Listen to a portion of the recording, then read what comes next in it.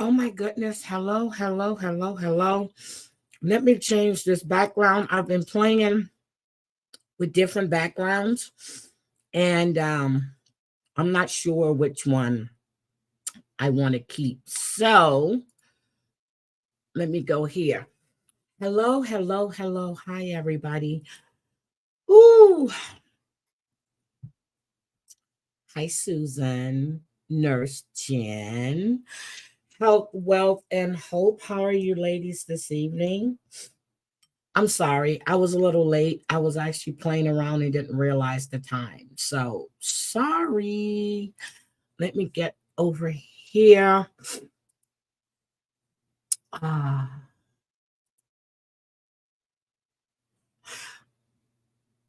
Hi, Maria. Hi, Feel the Love. Hi, Savage. Savage, when are you going to do a live? I thought maybe you might, but I forgot that you've been sick. I forgot. I forgot. Sorry.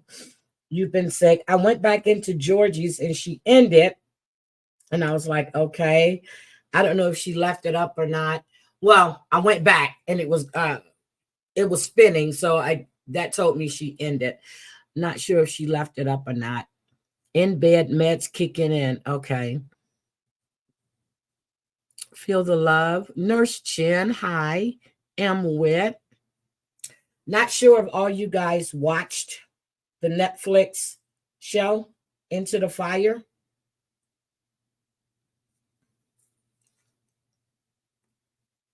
It's the weather. Maria, unlike Florida, we get 4 seasons here. Well, I know she gets 4. It was 56 today. So that was the high here, 56. Wind blowing everything. The high today was 56. I'm starting to smell snow already, and we just got into October, okay?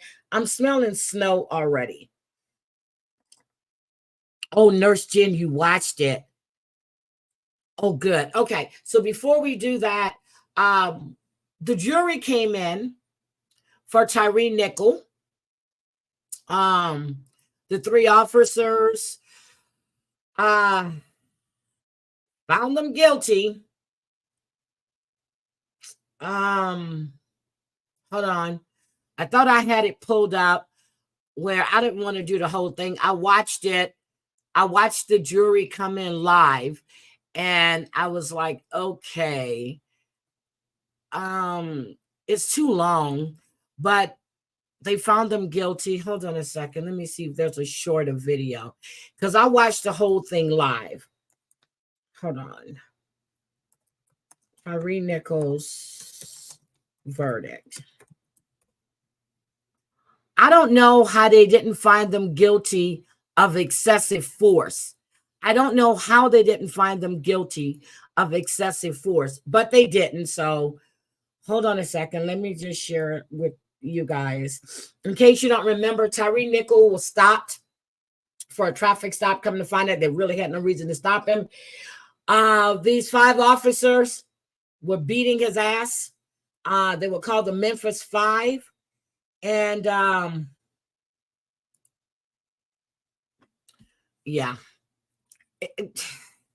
it's just disgusting. 2 officers actually pled guilty. Okay. 2 officers actually pled guilty. So they were, so they didn't have to go. I can't find it, but let me see. I wrote it down. It was a 5-hour deliberation, about 4 hours, 47 minutes, but 5 hours.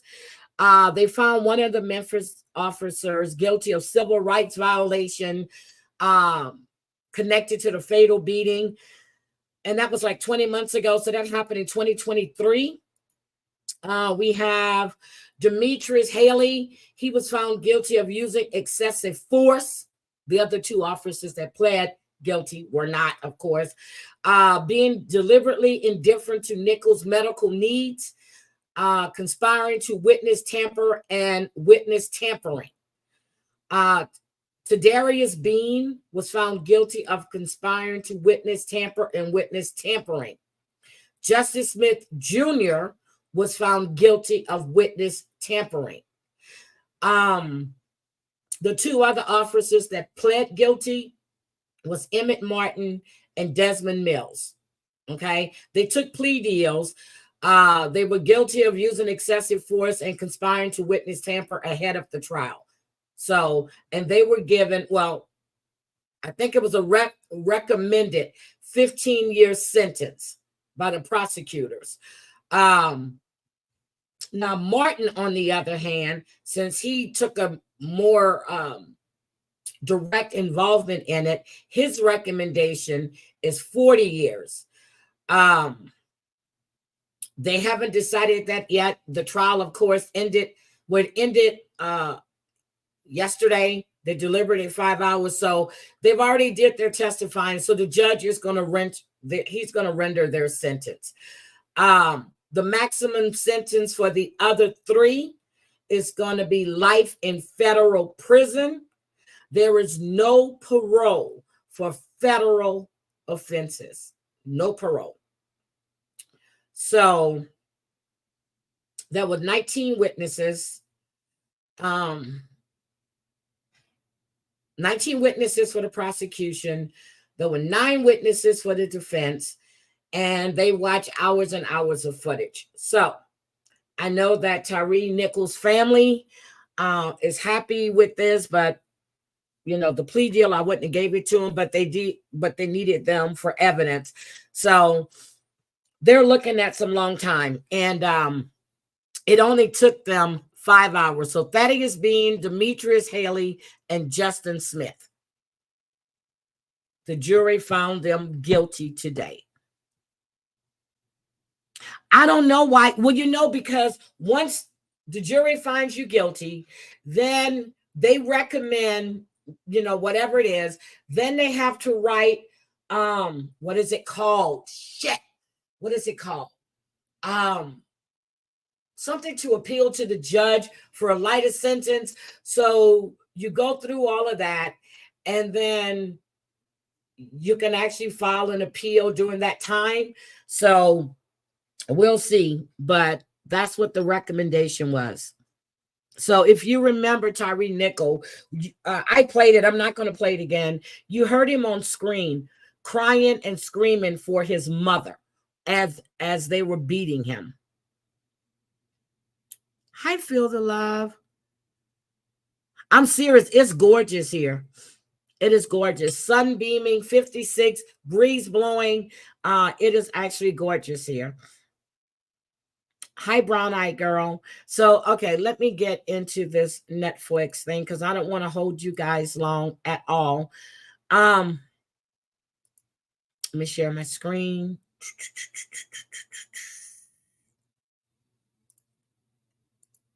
I took a screenshot of, so it's called Into the Fire, The Lost Daughter. It's about Aundria Bowman, okay? Her mother, Kathleen, lives in Gloucester, Massachusetts. When she was like, what was she? Kathleen ran away from home, which is Audriana's mother, at 16 years old. Before then, she had Audriana. And when Audriana was born, her name, the name that her mother gave her when she was born was Alexis Miranda Badger. She was born June 23rd, 1974. When Alexis was 9 months old, Kathleen's mother was badgering her, telling her that she wasn't able to take care of her child. You needed to give her up to a good home so she can be well taken care of. Kathleen didn't know what to do. She let her mother push her in a corner, and she gave her daughter for adoption in Norfolk, Virginia. Okay? When Kathleen was 16, she ran away from home. She landed in New Orleans, Louisiana, where she was a nurse. Yes, she was a nurse.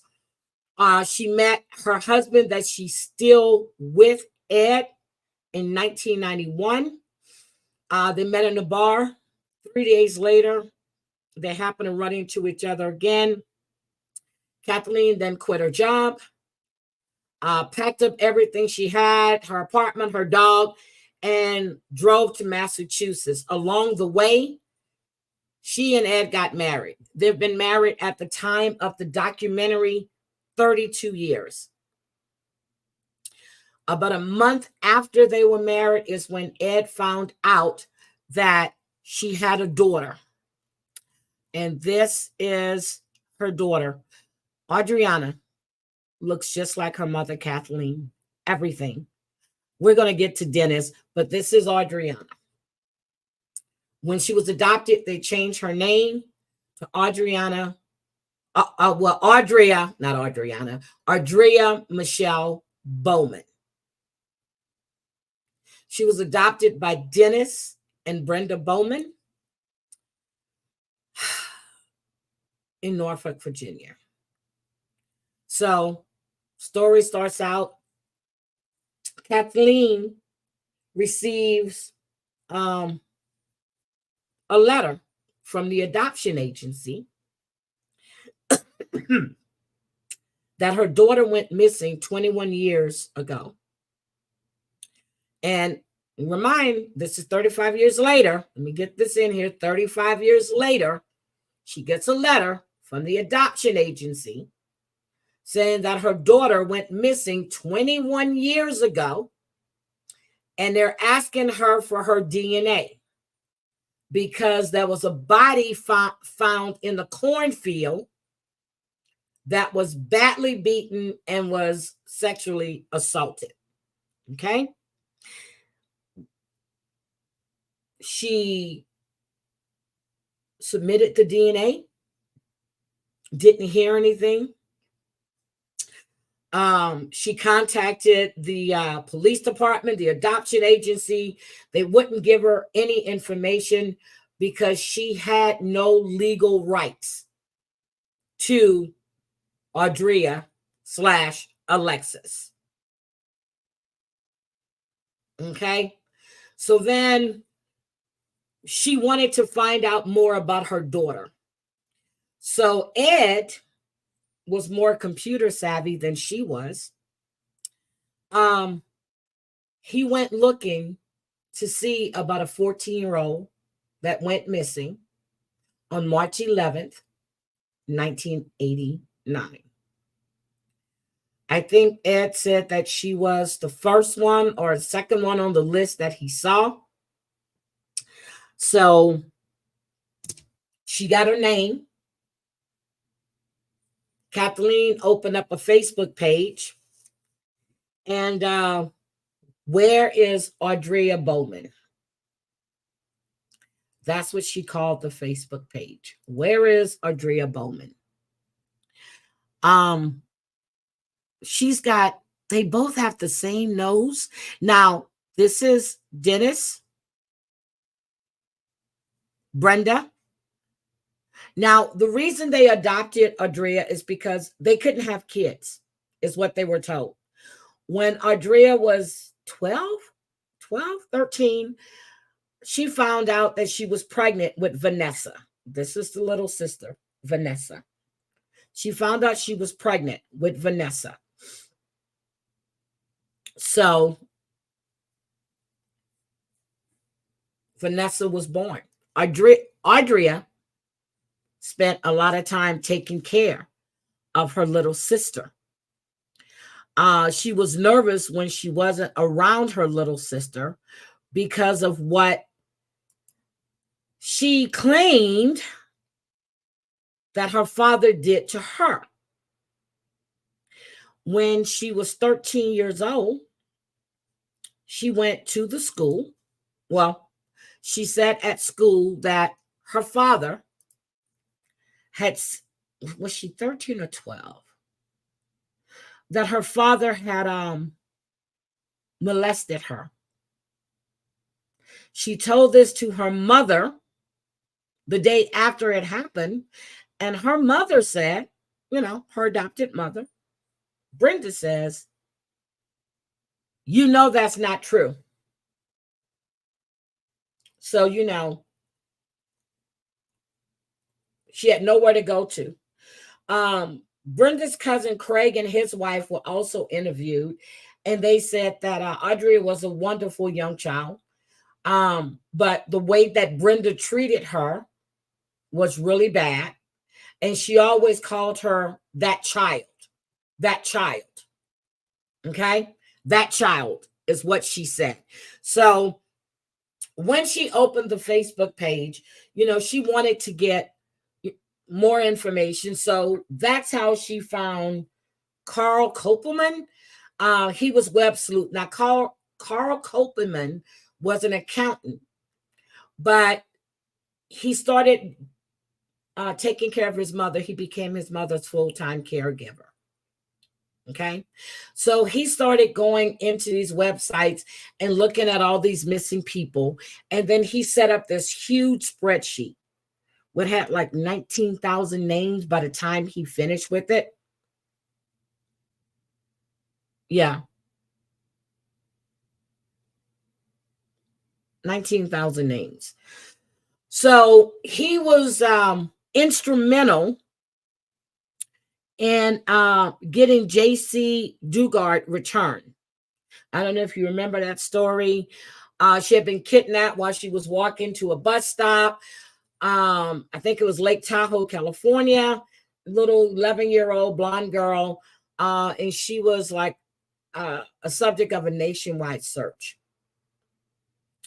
So August of 2009, she reappeared. For 18 years, they had no idea. They had held her captive. She was being held captive by Philip and Nancy. She was held captive for 18 years. So that prompted him after that case, she was solved. And that's how he decided he wants to go to web sleuths. He wants to find out about all of these missing people. So when they found the body in the cornfield, he had submitted information about Aundria and told them, hey, I have this woman that disappeared from Michigan. This young girl should be around the same age now, because I think the woman was like 24, where they estimated she was like 24 years old. And he sent the information in. Well, that's why they contacted Kathleen for her DNA. It took them 3 years to test the DNA. Comes up, not Aundria. Kathleen then is on a mission to find her daughter. Hold on. It's a two-part. It's a two-part miniseries.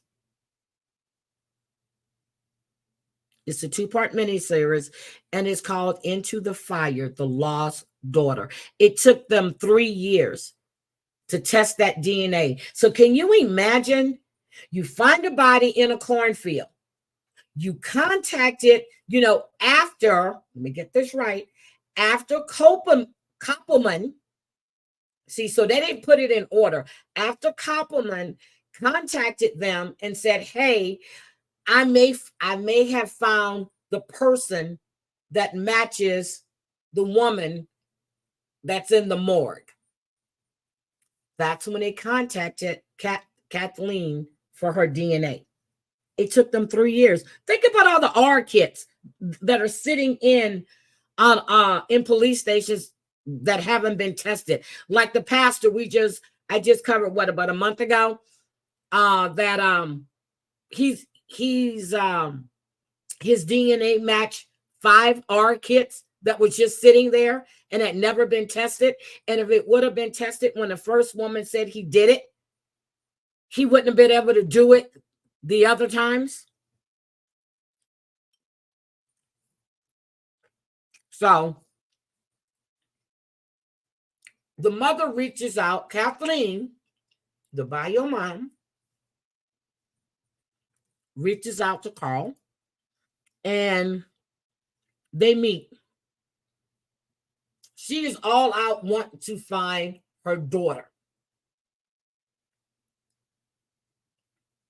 So she goes and they're looking at what happened. According to Dennis, he took Brenda to work. He and the baby came back home. Aundria had he said that when he got back home, this is the initial story. When he got home, Aundria was gone. She had taken, they had gotten their income tax or whatever, and, they had put some money in the bank, but they kept some money at the house. She had taken the money and she had disappeared. That's the story he told.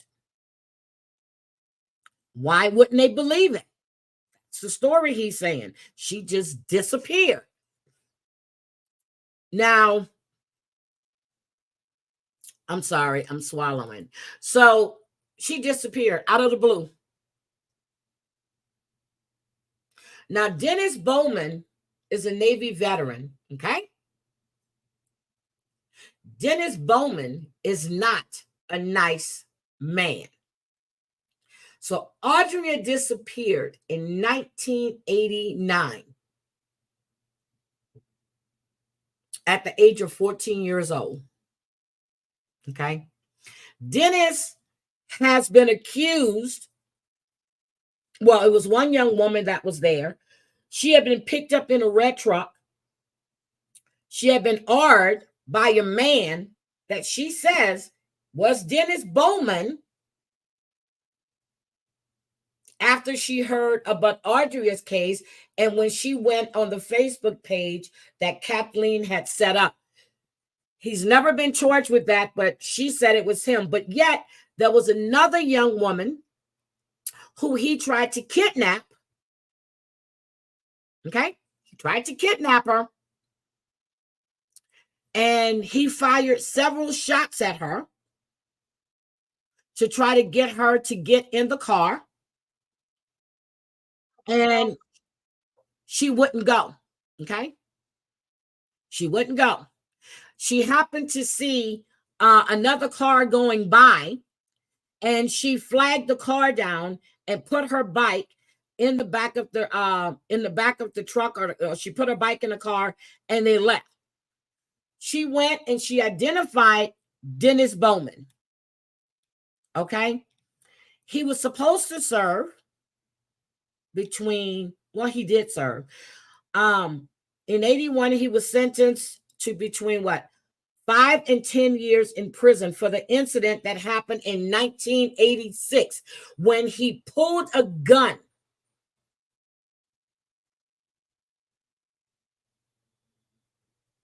on a young woman when she was riding her bike. So he served 5 years. He was released in 1986. Brenda took him back. Brenda, the great mother, took him back. Took him back. So then in 1998, Bowman was arrested again for breaking and entering in a home in Allegan County. When they went to his home, they found that he had a shotgun, a duffel bag containing lingerie from the house that he broke into. He was again sentenced from 1 year to 5 years probation. The wife, Brenda, stood by him because there is no way her husband is doing all of this. Now, remember, Aundria went missing in 1989. They couldn't say that he did anything to her. There was no evidence. They had her as a runaway. But yet we have, what's his name? The detective who went to school with her, Chris Haverdink, who says that he was a year ahead of Aundria And it was never talked about at the school.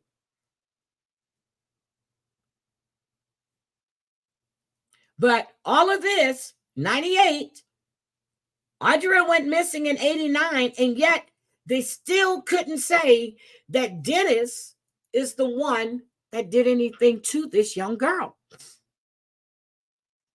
I don't know why. But here's the thing. Dennis, even though he was in the Navy, he was still, as you call, after they leave, he signed up and he still had to go for duties and stuff. And this is when we come to Kathleen Doyle. Kathleen Doyle, hold on. Get a picture of Kathleen Doyle. Hold on a second. Where is my little thing? See, I did screenshots of their photographs.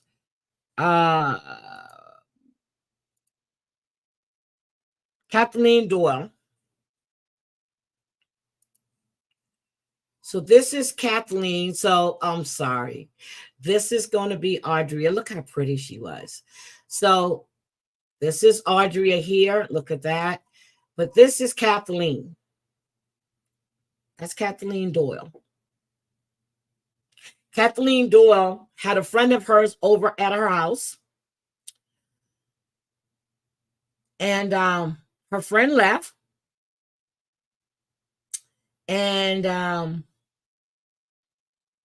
couldn't get a hold of Kathleen for a couple of days. So she sent her husband over to check on Kathleen because she couldn't get a hold of her. And what her husband found after 2 days was Kathleen was beaten, hogtied, stabbed, and assaulted. It's happening in 1980. 1980.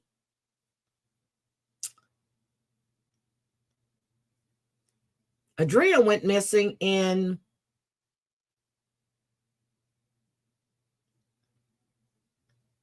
1989.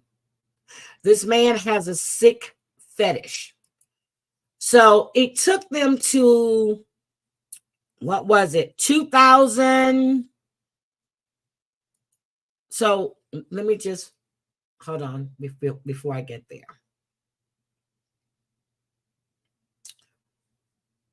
So we have Kathleen, and I'm going to show you this. Kathleen is 25 years old. Her husband was he was on the ship.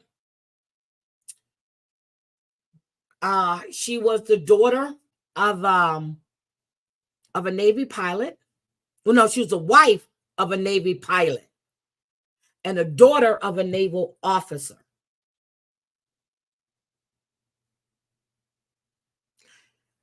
This man was there doing his weekend duty. And he said he had to get off the ship. He said he had to get off the ship. He, he went to a bar.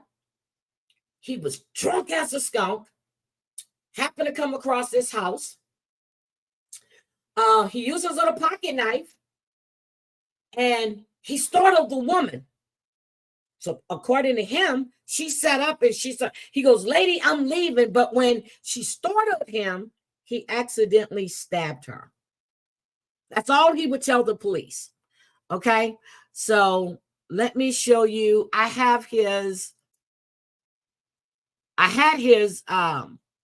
interrogation, but let me show you, Let me show you this.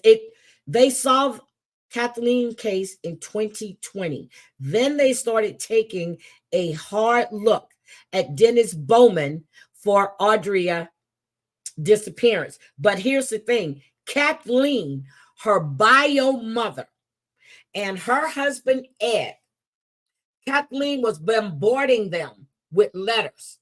They actually went to the police to complain about Kathleen. Kathleen was working with the police at this time. She had a feeling that Aundria was buried in that backyard.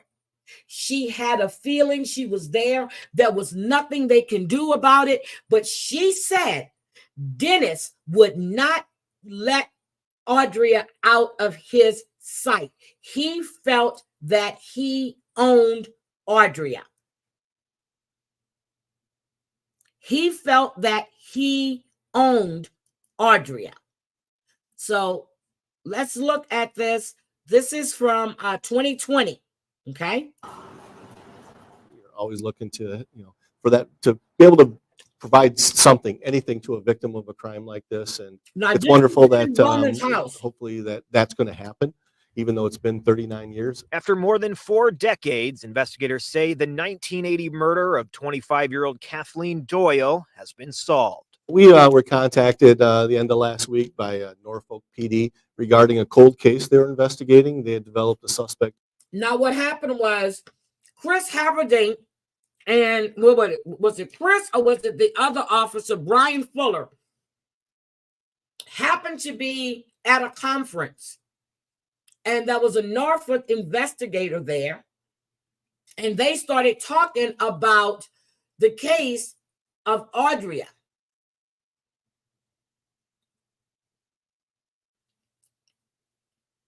The detectives said, well, no, the Norfolk cop happened to be at the conference and speaking to the Michigan cop about a suspect. And he said, Dennis Bowman is your man. He said he has a huge criminal history. So they had to get his DNA. They invited him in to come talk about Aundria, gave him stuff to drink. His dumb ass is so arrogant, he drank it. And that's how they got his DNA. But here we go. Here in Michigan. That suspect, 70-year-old Dennis Lee Bowman, was living at this house on 136th Avenue in Hamilton.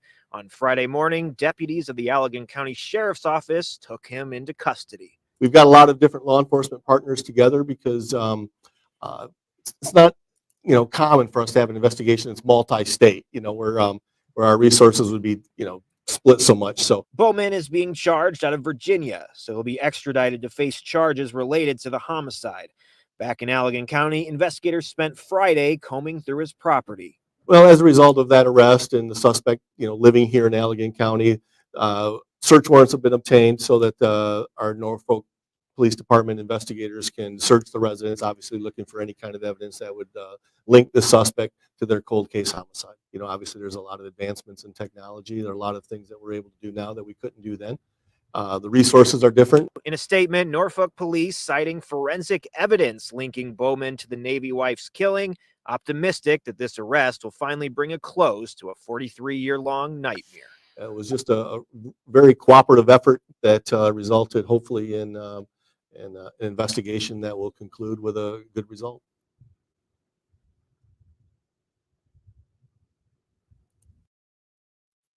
Wait a minute, what happened? Okay. Alabamians continue to offer. So let me just show you. So I have the Norfolk call. I have the 911 call that was placed when, let me take this down. I have the 911 call that was placed when they found the body. Hold on. Let me share this with you.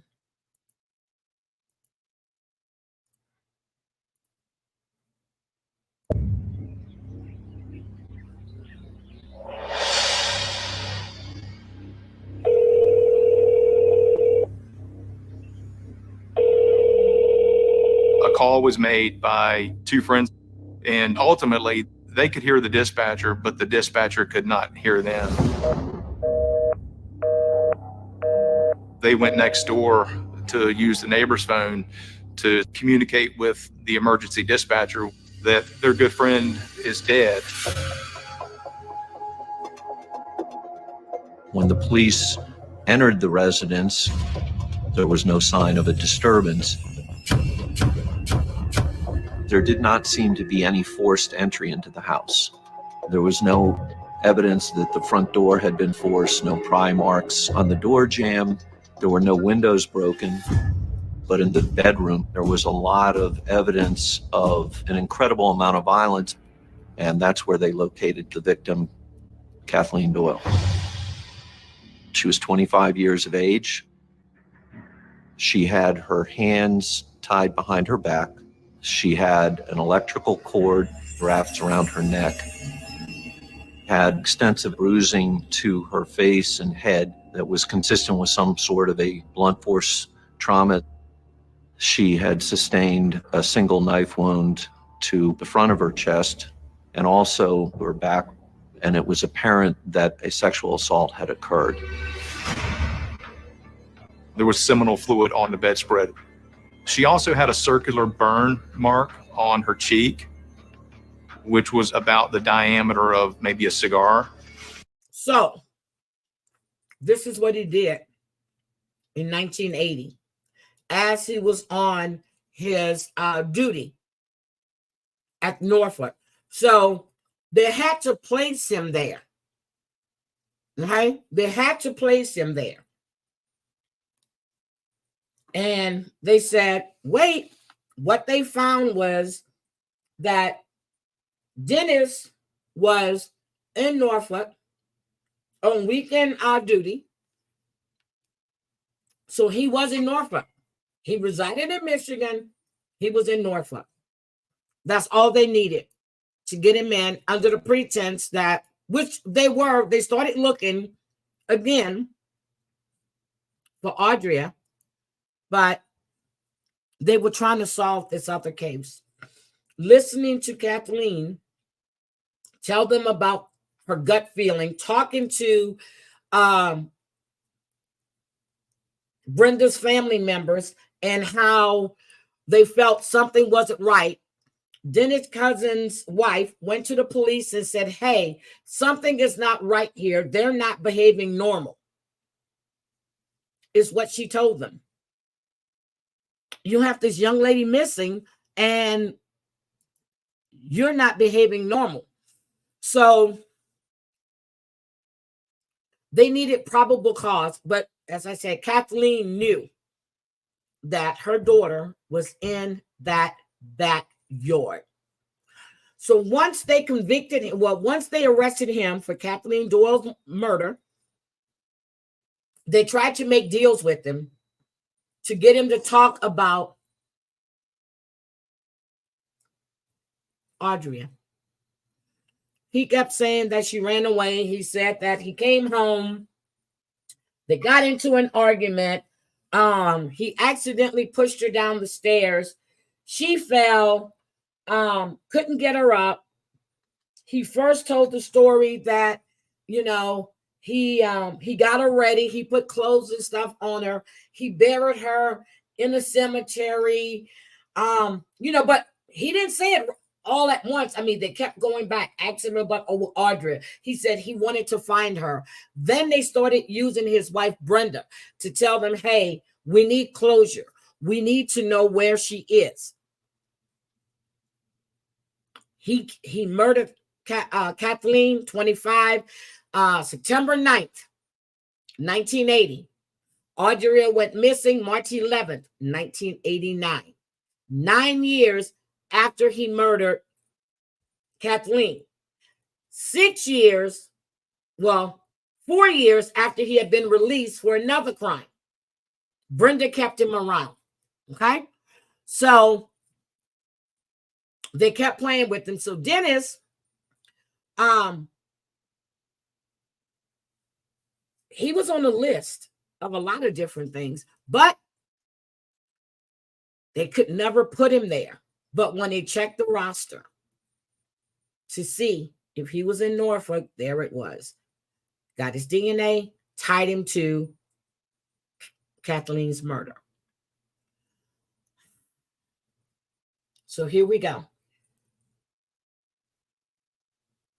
He said that when he was brought in, he said, I told you, he said that the woman freaked out.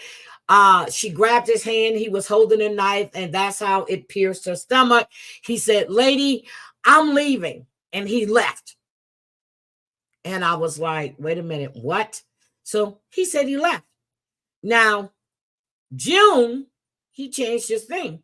He pleaded guilty to 1 count of first-degree murder, and burglary. He was sentenced to 2 terms, life in prison plus 20 years for burglary. But still didn't have Aundria. Had no idea. So they kept talking to Brenda to try to get him to admit that he killed Aundria.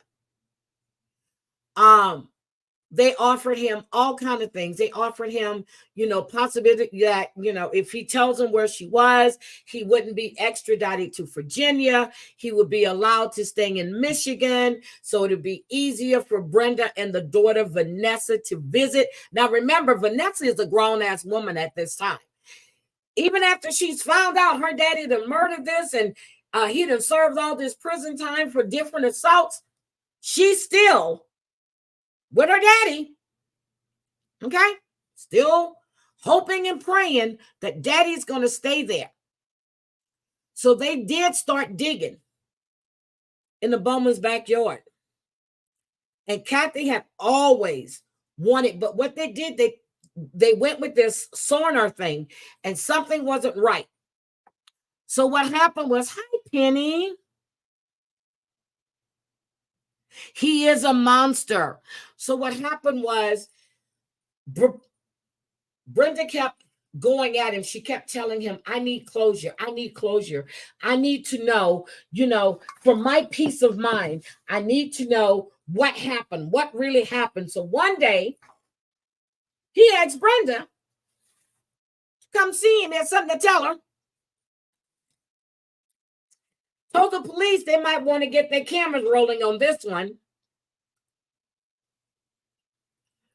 He said that he chopped her up in little pieces, put her in a barrel. First, he said he put her, the first time he said that he put her out there and in the trash, and then the trash that the neighbors picked it up. Then he said that she has been in the backyard all this time. She was always near. And they got the warrant to search. They didn't know if he was telling the truth or not. But, every phone call that Brenda had with him, hi, my sweetie. Every phone call that Brenda had with him, he always said he didn't know what happened. But this, in 2019, is when he finally asked her to visit him in jail. Riley, I see you, sweetie. And he wanted to speak to her alone. He told Brenda that on the day that Aundria went missing, he had returned home and he spied that she was coming out of their bedroom. He said that for some reason she was coming out of their room, and he asked her what she was doing. She said she was leaving. And he tried to stop her. And he tried to stop her because she told him that she was going to tell people that he molested her. Okay. Then he said he hit her and she fell down the stairs. He said, seeing she was dead, her head rolled over. He said that he just stared at her and her eyes were open like a doll's eyes. I'm like, wait a minute, what? He said he didn't want to go back to prison. So he carried her body out to the barn. And he said she was there for a few days. He said he had burned her overnight bag. And possibly, you remember the cash that he said that she had taken? Well, that was a lie too. But he said that he had went up to the closet, stuffed some stuff in there, took the coat, and he burned it. He said when he called the police that night to report her missing, The stuff was still burning in the barrel. He said he tried to put her body in a cardboard barrel, but she didn't fit. So he had to cut off her legs. He said he rolled it out to the neighbor's trash on pickup day and it was taken away. That was not true. Okay. So Dennis had, at this time, after he's been in prison, I think even that call, he had written like 5 or 6 letters to his wife. He told her, he finally said Aundria didn't fall. No, he said Aundria did fall. He said he buried her in a proper grave, which I told you, which is a local graveyard, which was another lie. He kept playing games like he was smarter than the detectives, okay? But then he finally told the truth. He said he dug a hole and put the barrel in the hole. He says she's been in the backyard the whole time. The scariest part was the same part where Kathleen said when they flew that drone over that house, she said that area kept changing. She said every time the drone flew over, the area kept changing. She said something was there. She was absolutely right. Her daughter was there. They found Aundria's remains in February of 2020. They were positively identified, but her remains were given to Brenda, the adoptive mom. Guess what Brenda did? She said that she had wanted Aundria home with her. She wanted her in her urn. She wanted to know where she was. Well, Brenda had Aundria cremated, and she gave half the ashes to Kathleen. So Kathleen was very snarky. She said, is this the bottom half or the top half? Bottom half or the top half? So he pleaded no contest. Dennis did. February 2022, 2 years later, pleaded no contest, and he was sentenced to a minimum of 35 to 50 years in prison for Kathleen's death. The judge at that time, she said it was impossible to even articulate the words to describe what he's done. She said reading what he did sickened her.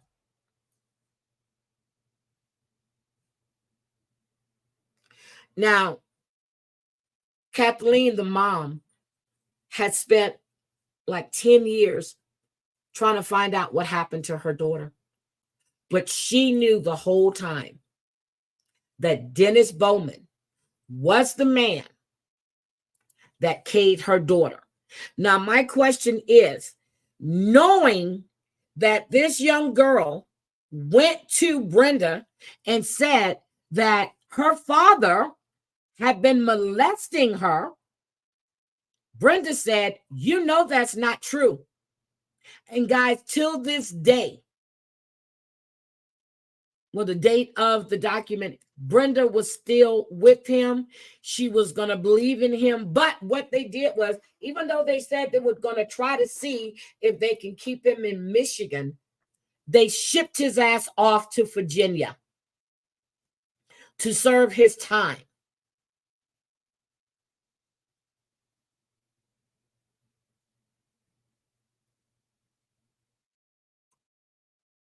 This woman spent 10 years trying to find her daughter. She said her mission now is to try to find other missing family members.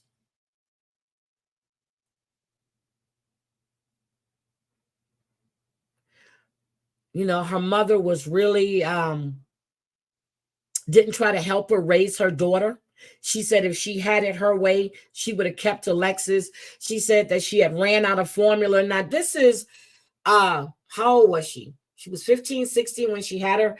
She said her mother screamed at her because she ran out of formula. She asked her, how are you going to take care of this child? This is a mother who pressured her daughter into giving up her 9-month-old daughter. Now, Kathleen was 16 when she ran away. When supposedly Aundria ran away was 14. Kathleen said her daughter's death it was under investigated. They wrote her off as a runaway. They wrote her off as a runaway. Even though the teacher said that she came forward and said that, they were talking, but they were God-fearing people.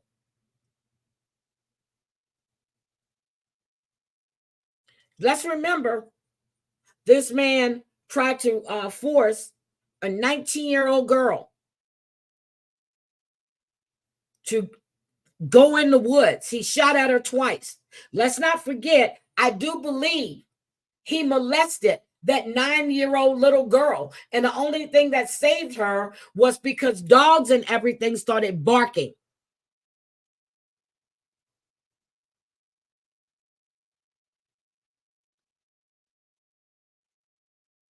But yet the wife stood by him.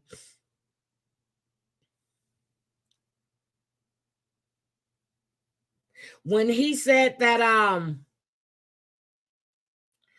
when he broke into that young woman's home, he said that, that he entered the trailer because he had to use the bathroom.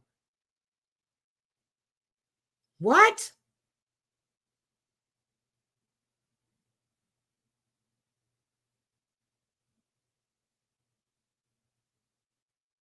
But when they first did it, he lied and said that he was temporarily staying there, which it was a lie.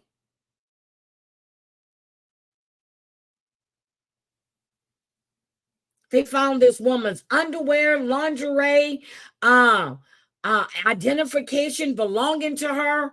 What was it? A shotgun, or was it a short-barreled shotgun?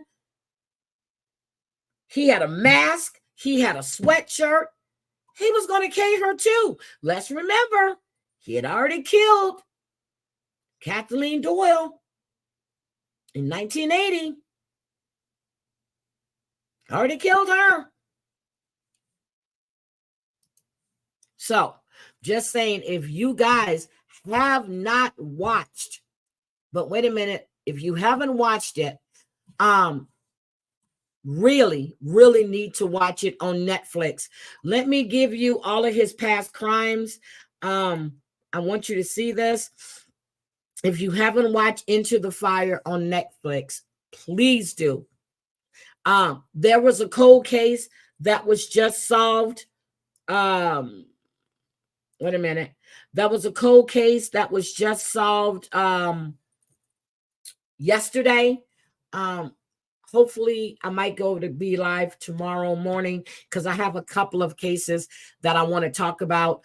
Well, there was two cold cases this week that has been solved. So let me just play this for you guys. So this is him when he was arrested at the age of 70, but they're going to break down his other crimes. History of a West Michigan man arrested last month for a 1980 murder in Virginia. Our Michael Martin has been going through some of Dennis Bowman's old cases, and now he's hearing from a private investigator who's been doing the same, Michael.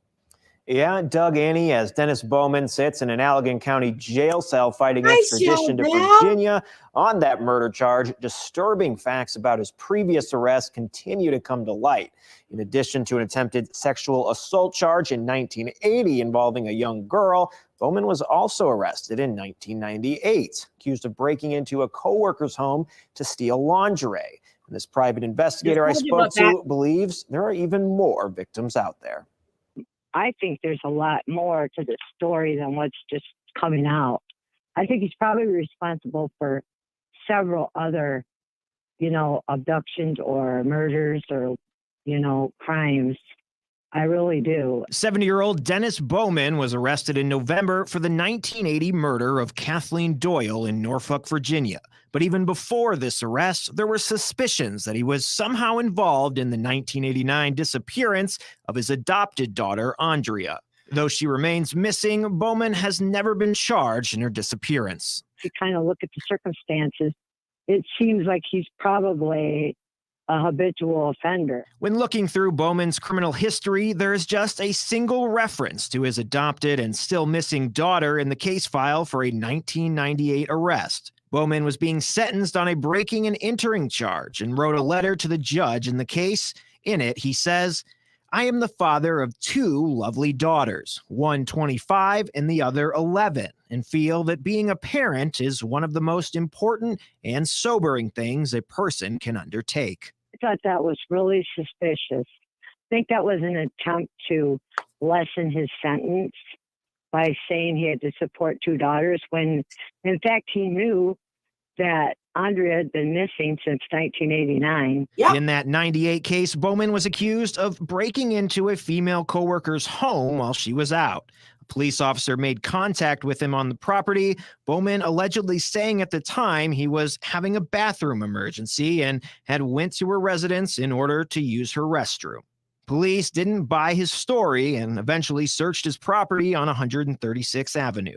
They actually found, when they searched his outbuilding, they had found a black duffel bag in there that had a sawed-off shotgun. It had a black mask, a black sweatshirt, some women's lingerie, and some of that lingerie belonged to the woman's house that he had broke into. Bowman admitted in court that he did take several items from the woman's home, eventually pleading to one count of breaking and entering, with several other charges being dropped. But don't forget, Brenda was still there the whole time with him, his loving wife. Private investigator Cindy Collian believes he had other intentions with the woman. Yep, You can't explain why someone would carry around or keep a duffel bag with those items in there if they're not planning on doing something.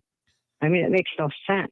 His attorney, in a sentencing memorandum filed with the court, said Mr. Bowman sought counseling on his own. Mr. Bowman wanted to find out why he was doing the things that got him into trouble. He was eventually sentenced to 5 years probation in the case. I think he had a little bit more on his mind than just peeping at her at night. I think here's the thing. This man has already served time for trying to get somebody to go in the woods. This man has been investigated. But wait a minute. Once he was arrested, he started admitting to other things he had done, to other R's. While he was in San Diego, he admitted to an R there. He's sick, is what he is. He's sick. And the judge had already said he should not, he was a danger to women when he was sentenced between 5 and 10. And he only did 5 years. She said he was a danger to women. she was a very lucky woman because I think she probably could have been next. Yep, I think he was going to kill. Now, as we reported, Bowman was also charged with trying to sexually assault a teen in 1980, just months before Kathleen Doyle was murdered in Virginia. He served 6 years in that case of the attempted assault. For now, though, live in the studio, Michael Martin, Fox 17 News. All right, thank you, Michael. This other one that I have. Let me stop this one. Let me show you this other one with him. This man is sick. He was a danger, and the judge said it. I don't know how he kept getting off, why they kept letting this go. Why wasn't he a prime suspect from the beginning with his adopted daughter's disappearance?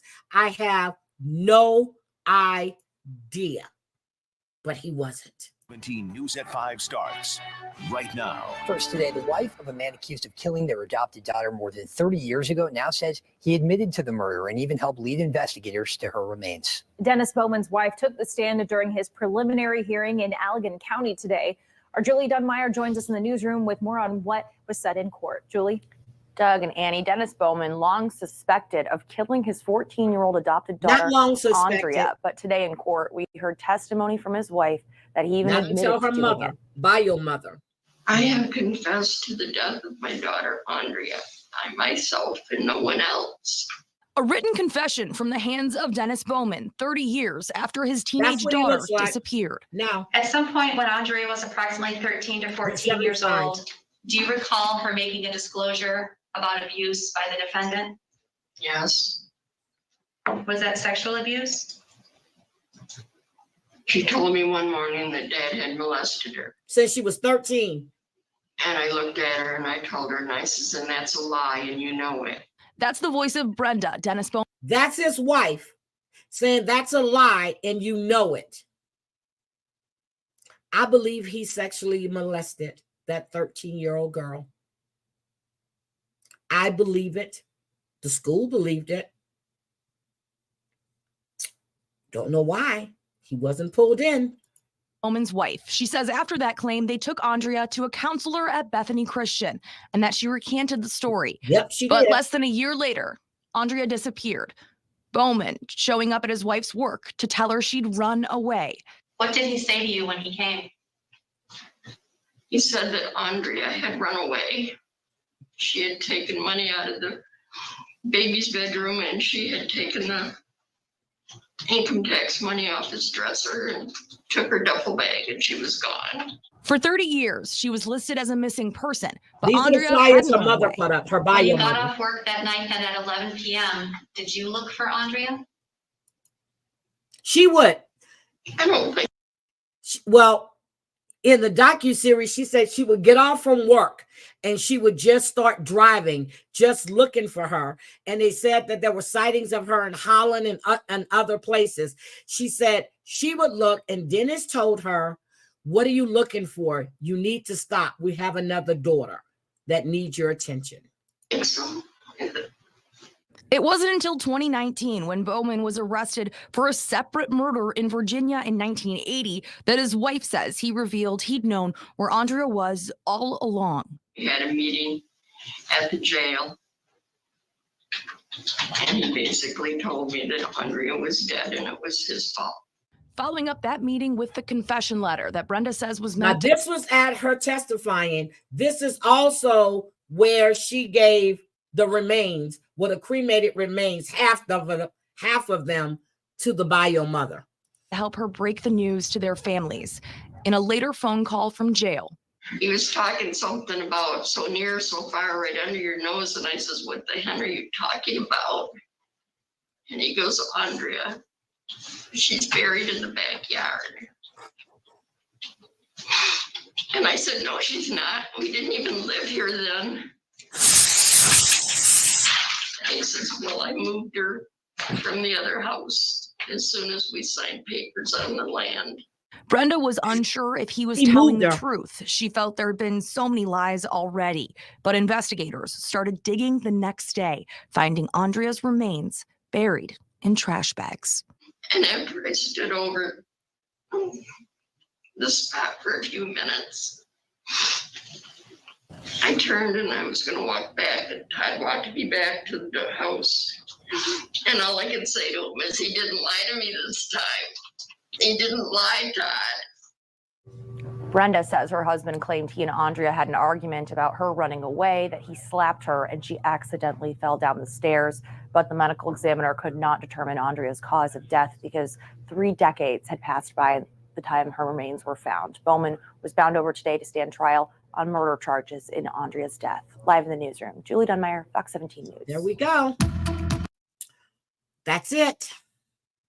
I saw the fire and I walked right in There's it. some of And I them. won't be out of it until I get all the way through it. And I'm not all the way through it yet. I want her body back. Dennis Bowman, the Allegan County man who confessed to murdering his adopted daughter back in 1989, finally sentenced in her killing this morning. The 14-year-old girl was adopted just 9 months old. Her biological mother was in court for that sentencing today and spoke to Fox 17's Michael Martin after Bowman's fate was sealed. Michael joins us live in the studio with the latest on this case. And Michael, at one point, this investigation had gone cold. Janice, Josh, it had for a long time. Now, she was known as Aundria Michelle Bowman when she disappeared in March 1989, adopted by the family 13 years prior. Her biological mom, Cathy Terkanian, first named her Alexis before giving her up for a better life than she could provide at the time. What she didn't know, couldn't know at the time was that Dennis Bowman would end up being the one to cut her life down short. Now, he'll spend the rest of his life behind bars paying for his crimes.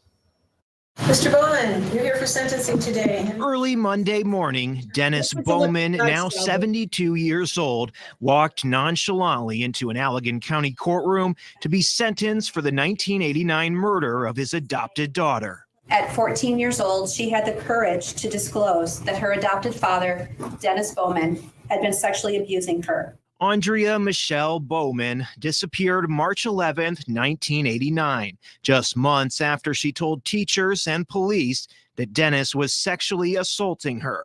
For decades, her adopted family told investigators she had stolen $100 cash and simply run away. That you would chop her body up with an axe and keep it close to you. I'm not sure what that means. But you didn't get rid of the body completely. Dennis Bowman eventually admitted to killing his daughter and burying her body in the backyard of his Allegan County home. But that confession wouldn't come before he was implicated in another violent crime, the 1980 rape and murder of Norfolk, Virginia woman Kathleen Doyle.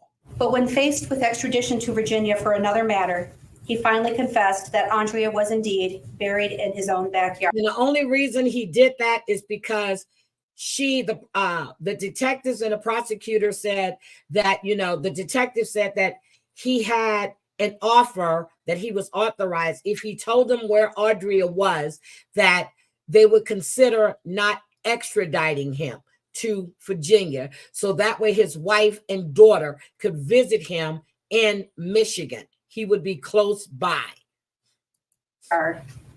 He further confessed that he tried to dismember her body with a machete, but that didn't work. So he switched to an axe to put her into a barrel. Aundria was buried in his backyard under a thin layer of concrete, not 100 feet from where a missing poster with her face hung for years. Will Mr. Bowman be looked into for additional crimes in the area here or in Norfolk? Yes, he was. Law enforcement, when the opportunity arises, will continue to look at that. But at this point, our focus is on Aundria and finding justice for her. Cathy Terkanian, the girl's biological That's her mom, husband, has Ed. also been focused on Aundria, or Alexis, the name she originally gave her daughter, suspecting Dennis Bowman of killing her daughter for years before he was actually charged. To know what we've gone through to get justice for Alexis, I mean, what would you say to her now that you've done it? I would say rest in peace, baby girl. Bowman is already facing 2 life sentences for that murder in Virginia.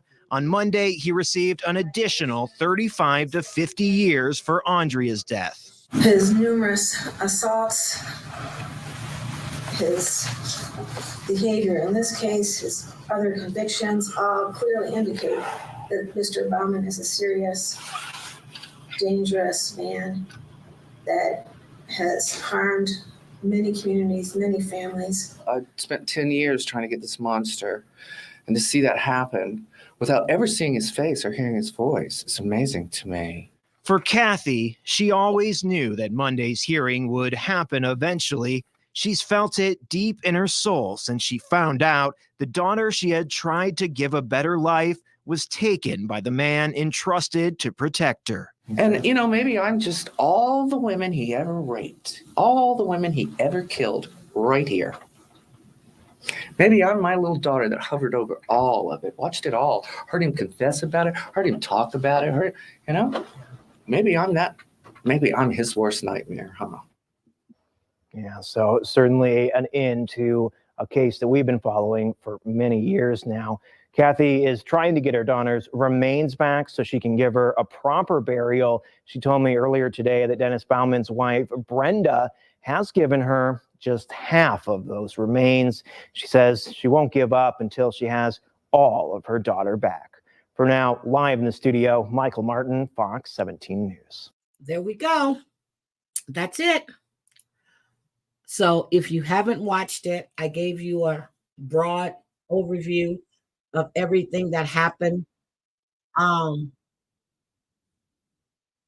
So that is what happened.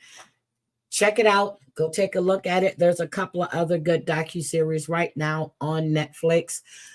Check them out. But we have, I guess tomorrow we'll discuss it.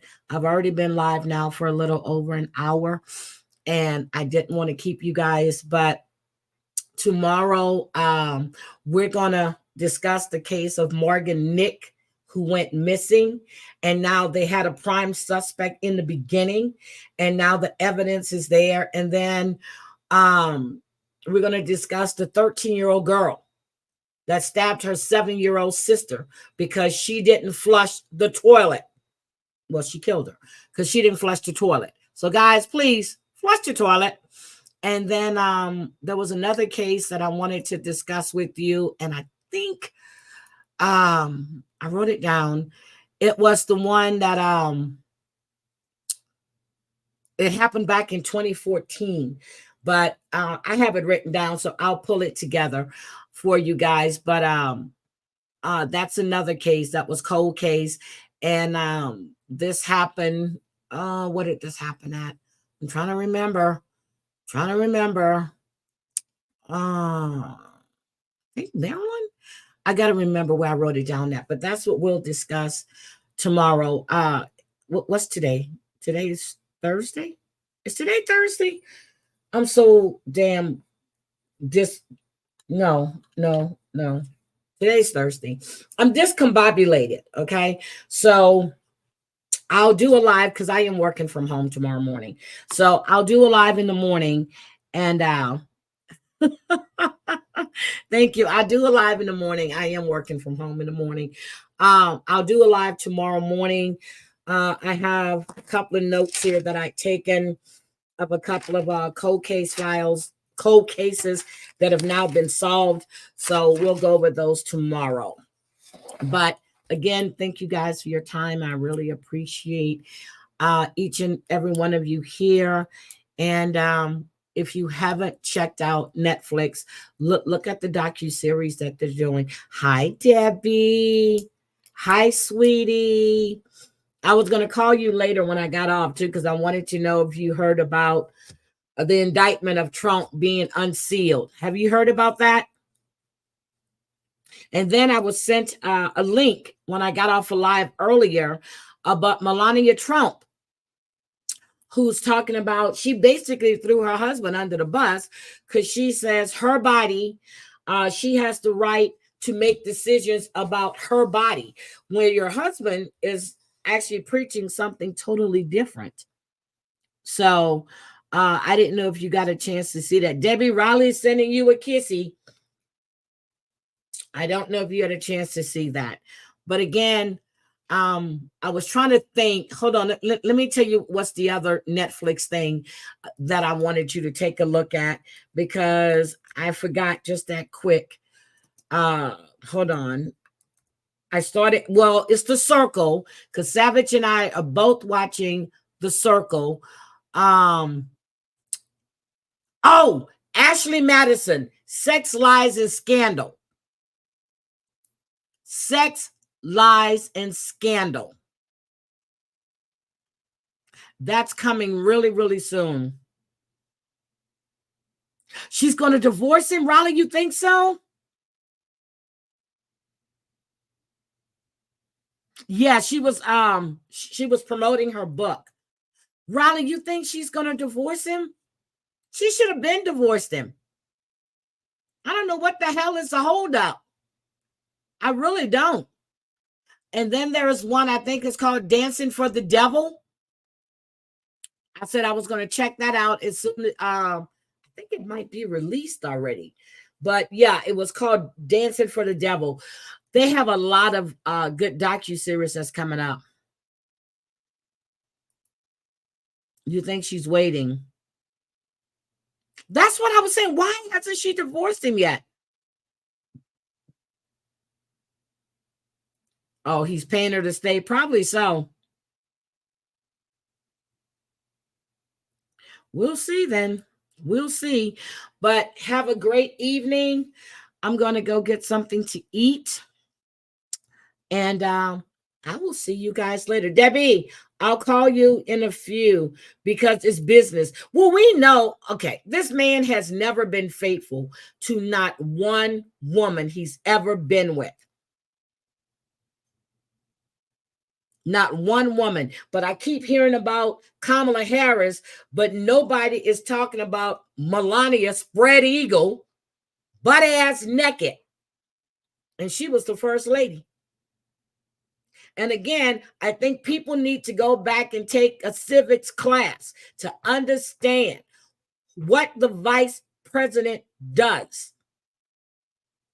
People go take a civics class.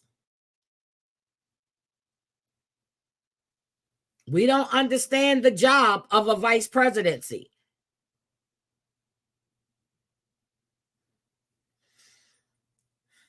Hi, Drea, baby. So I was just laughing about Kamala hasn't put in, Kamala doesn't write policies.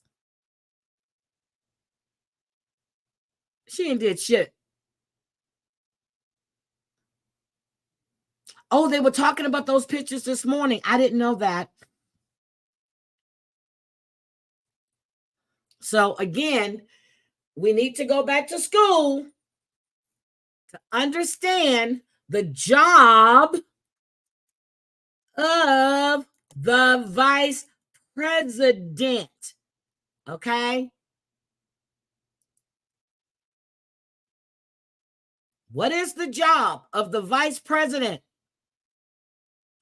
The vice president has the sole power to break a tie vote in the Senate, and formally preside over receiving and counting of electoral ballots. That's what Pence did. They're advisors to the president. That's it.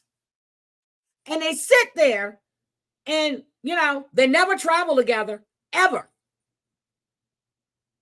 In case he gets killed, in case the president gets, killed, the vice president is there to step in. Just in case we didn't remember when they took out Kennedy. Remember when they took out Kennedy? Remember that? And Johnson was there to be sworn in as they're loading his body on the plane. We only vote for the president. Thank you.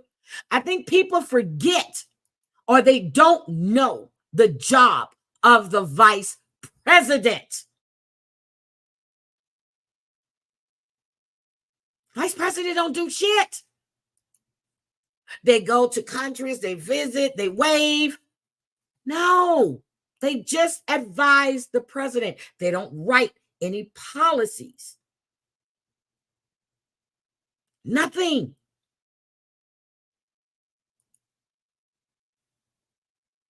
Now, if the president gets impeached, if he gets killed, if he's disabled, if he resigns, the VP steps in.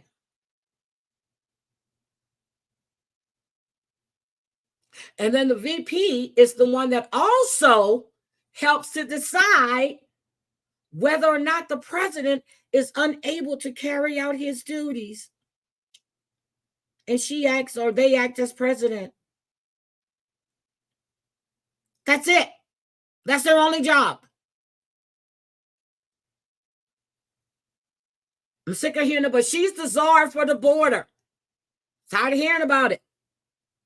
She can only recommend. And she did. And it was voted down. So again, don't want to hear anything else about it unless people actually understand and go read what the vice president duties are. Didn't have a question what Pence was doing. Only thing Joe Biden did when he was vice president was ride around and look good with Obama. If they're walking through the White House with their sunglasses on, or they running through the corridors.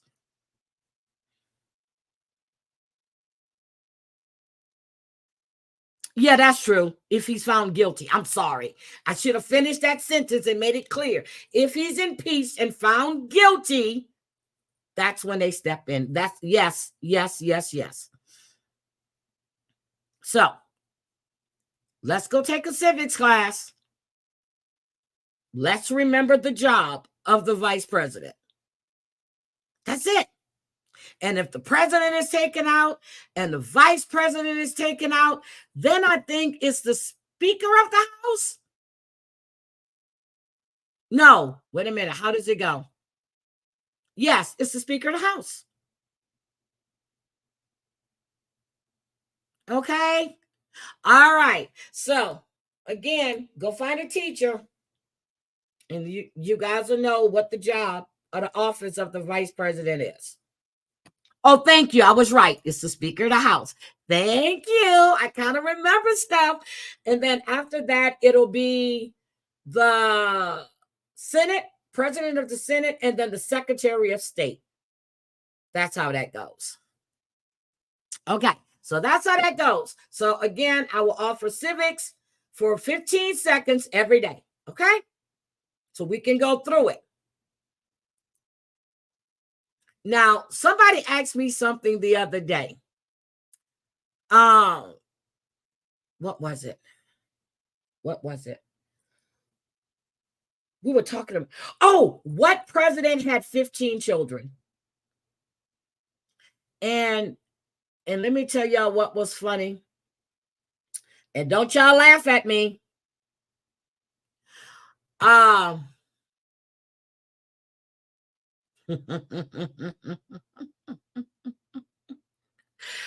forgot that John Tyler was even a president, but it was John Tyler.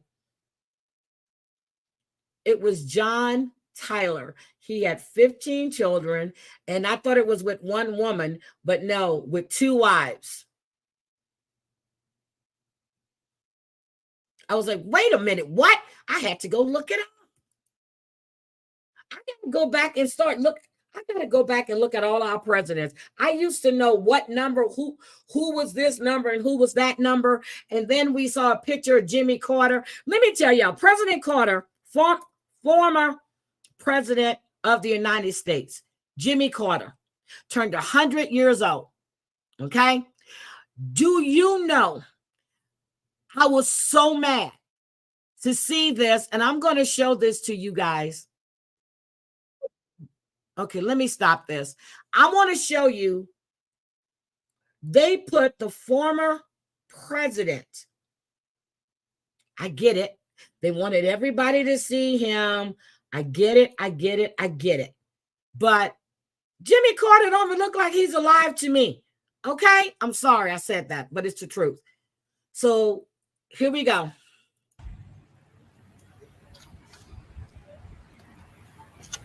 He's in Georgia. They're going to have the stuff flying over. This man had his mouth wide open. I thought flies because they had his head back. That's his hospice caregiver. Excuse me. Oh, damn, Riley.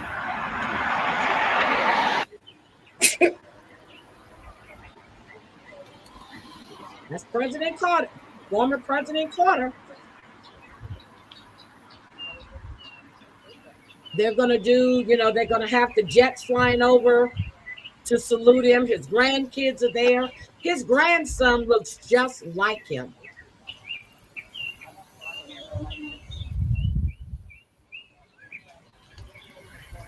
So they got him out there.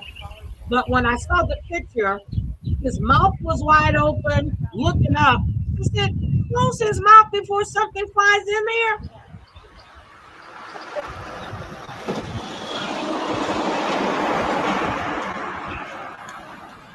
Look at his mouth. And then they leaned him back. I'm sorry, but they leaned him back and his mouth was wide open. But old Jimmy is 100 years old. He said that he's going to stay alive long enough to vote for Kamala Harris.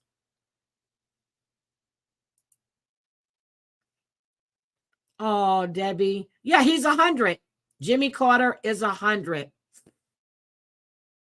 He's 100 years old. He said he's staying alive to vote for Kamala Harris. That's what he said. Well, that's what they said he said. But then again, they said that he's unable to talk on the phone. So I don't know. But his grandson said that's what Jimmy said. I'm on the same what the grandson said. Now, granddaddy can't talk on the phone. I don't know how he's telling you that he's going to stay alive long enough to vote for Kamala. Okay. But anyway, have a great evening, everybody. I will definitely see you guys later. I'll be back tomorrow. Bye.